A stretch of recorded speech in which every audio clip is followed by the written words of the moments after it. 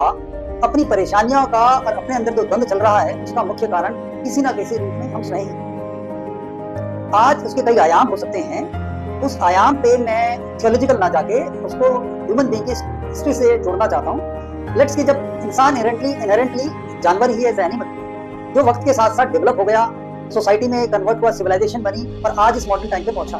तो उस जर्नी में इंसान इनहेरेंटली भूल गया है कि वो एक एनिमल ही है। जब शुरू में समाज बनना चालू हुआ तो समाज छोटी छोटी इकाइयों में था, जो बढ़ के बाद में गांव बने, गांव से कस्बे, कस्बे से शहर, शहर से देश, देशों में महानगर एस्टैब्लिश हुए। तो हम देखें इनहेरेंटली जो गांव लंबे अरसे तक इंसान गांव ही है, तो उसके इनहेरेंटली डीप थॉट्स हैं, वो उसी बात के हैं। वो डीप थॉट्स क्या है कि जब वो गांव में होता है तो उसका एक स्थान निश्चित है, उसकी एक भूमिका निश्चित है, उसके हर व्यक्ति उसके लिए एक रिश्ता है। जो भी महिलाएं हैं गांव में, वो काकी, नानी, दादी, दादी, बेटी, भतीजी, और ऐसे ही जो भी पुरुष हैं वो दादा, पिता, चाचा, ताऊ, भाई, छोटा भाई, बच्चा, भतीजा, यही सब है।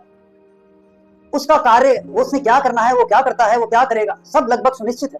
उसकी आइडेंटिटी एग्जिस्ट करती है। जब वो पैदा होता है तो उसे आइडेंटिटी क्राइसिस तो होता ही नहीं। और उसके जीवन में, एग्जिस्टेंस में मोस्ट इंपॉर्टेंट है कि वो अपने कर्तव्यों का, अपनी रिस्पॉन्सिबिलिटी का, जैसे होता है ना कि वो एक मूवी का एक वो पात्र है जिसका डिसाइडेड है कि उसने ये रोल करना है, तो उसके रोल के बारे में बेस्ट क्या है, वो क्या सही है, ये बात इस बात से पता चलेगी वो अपनी भूमिका को कितने बढ़िया ढंग से निभा रहा है। अगर इसी को हम शिफ्ट करके आज जो महानगरों में जिंदगी हो गई है उसकी तरफ ले जाएं, तो महानगर का एक जो आदमी है उसका कोई रिश्ता नहीं है, उसके पड़ोस में रहने वाले लोग अनजान हैं, उसके घर के बगल में क्या हो रहा है अक्सर उसे मालूम नहीं होता।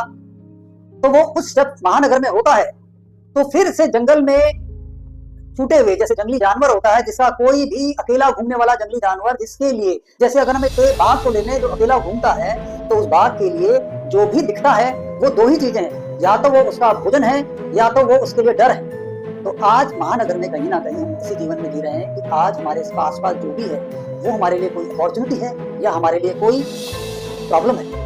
तो आज झगड़े इसके हैं, if you are not an opportunity for somebody then you are a problem for that person. और ये बातें अब पड़ोस से घुस के घर के अंदर तक, भीतर तक आ गई।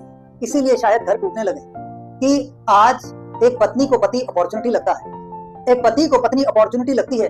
अगर वो अपॉर्चुनिटी ना होती तो कोई भी पति दहेज की कामना कैसे कर सकता? अगर वो अपॉर्चुनिटी ना होती तो कोई भी स्त्री शादी करने से पहले इसी बात पे केंद्रित ना होती कि उसका पति कितना कमाता है, उसकी क्या एसेट्स हैं। So it is not about coming together and creating a beautiful life, it is about desire to have a beautiful life, so that's why they come together।